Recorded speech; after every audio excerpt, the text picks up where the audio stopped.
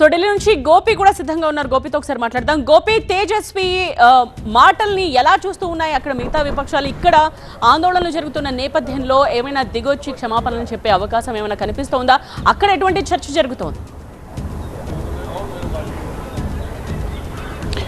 Parliament వేదికగా తేజస్వి యాదవ్ చేసిన మాటల పట్ల, వ్యాఖ్యల పట్ల ఇప్పుడు తెలంగాణలో అన్ని రాజకీయ పార్టీలు రెస్పాండ్ అవుతున్నాయి. అయితే ఇక్కడ పార్లమెంటు వేదికగా స్పీకర్కి ఫిర్యాదు చేసే అవకాశం ఉంది. కాంగ్రెస్ ఎంపీలు తేజస్వి యాదవ్ వ్యాఖ్యల పట్ల బీఆర్ఎస్ లోక్సభలో లేదు, కానీ బీఆర్ఎస్ రాజ్యసభ ఎంపీలు దీనిపైన స్పందించే అవకాశం ఉంది. అలాగే ముఖ్యంగా యూపీఏ ప్రభుత్వం తీసుకున్న నిర్ణయాలు కానీ, పార్లమెంట్లో చేసిన చట్టాల సందర్భంగా వ్యవహరించిన తీరును కానీ పదే పదే బీజేపీ ఎన్డీఏ ప్రభుత్వం విమర్శిస్తూ వస్తోంది. అందులో భాగంగానే ఈరోజు ముఖ్యమంత్రి రేవంత్ రెడ్డి ఏదైతే హైబ్రిడ్ విధానం చెప్పారో, జీడీపీ ఆధారంగా నియోజకవర్గాల పునర్విభజన పైన ఏదైతే సూచన చేశారో దాన్ని విమర్శిస్తూ ముఖ్యంగా యూపీఏ ప్రభుత్వం ఏ విధంగా వ్యవహరించింది, 30 ఏళ్లుగా ఈ మహిళా రిజర్వేషన్ బిల్ పెండింగ్లో ఉంటూ వస్తోంది, మోడీయే ఇప్పుడు దీన్ని తీసుకొచ్చారు తెర మీదకంటూ మాట్లాడుతూ యూపీఏ ప్రభుత్వం అవలంబించిన విధానాలు, బిల్లులు ఆమోదించిన తీరును విమర్శిస్తూ బ్రిటిష్ హయాంలో పాకిస్తాన్, భారత్ ముఖ్యంగా ఏ విధంగా విడిపోయా ఆ తరహాలో ఆంధ్ర తెలంగాణని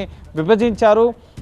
ముఖ్యంగా సరిగా ముఖ్యంగా ఈ ప్రక్రియ అనేది చేసిన విధానం అనేది ఆ విధంగా ఉందంటూ తేజస్వి యాదవ్ వ్యాఖ్యానించడం జరిగింది. అనేక మార్లు ఎన్డీఏ భాగస్వామ్య పక్షాలు ఈ తరహా వ్యాఖ్యలు, ఆంధ్ర తెలంగాణ విభజించిన తీరుని ముఖ్యంగా పార్లమెంట్లో తలుపులు మూసేయడం, పెప్పర్ స్ప్రే ఘటన, కెమెరాలు ఆఫ్ చేయడం, సో ఇటువంటివి అనేక ప్రస్తావిస్తూ వస్తున్నారు. సో అందులో భాగంగానే యూపీఏ ప్రభుత్వ పాలన, పార్లమెంటు నడిచిన తీరు, అప్పుడు వాళ్ళు ఏ విధంగా బిల్లుల్ని ఆమోదించారు, ఇప్పుడు బిల్లుల్ని ఏకపక్షంగా బీజేపీ ఎన్డీఏ ప్రభుత్వం ఆమోదింపజేసుకుంటుంది, వాళ్ళకి నచ్చినట్లుగా వ్యవహరిస్తుందని చెప్పి ఏ విధంగా అయితే ఇప్పుడు కూడా కాంగ్రెస్ నేతలు విమర్శలు చేస్తున్నారో దానికి కౌంటర్గా తేజస్వి యాదవ్ ఈ విధమైన వ్యాఖ్యల్ని చేయడం జరిగింది. సో ఖచ్చితంగా దీనిపైన కాంగ్రెస్ ఎంపీలు రెస్పాండ్ అయ్యే అవకాశం ఉంది. రేపు ఎల్లుండి కూడా సమావేశాలు ఉంటాయి కాబట్టి తేజస్వి యాదవ్ని ముఖ్యంగా ఆయన్ని పదవి నుంచే ముఖ్యంగా పార్లమెంట్ సభ్యత్వానికి అనర్హుడు అంటూ పొన్నం ప్రభాకర్ వ్యాఖ్యలు చేసిన నేపథ్యంలో ఇటు తెలంగాణ కాంగ్రెస్ ఎంపీలు కూడా స్పీకర్కి ఫిర్యాదు చేసే అవకాశం ఉంటుంది. ఆయన వ్యాఖ్యల్ని, రికార్డులను తొలగించాలి అని చెప్పి కూడా డిమాండ్ చేసే అవకాశం ఉంటుంది. అందుకు అనుగుణంగానే రేపు పార్లమెంట్ ఆవరణలో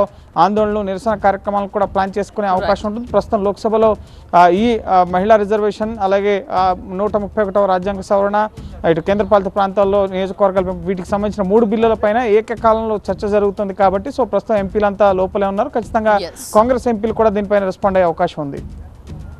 రైట్ గోపి.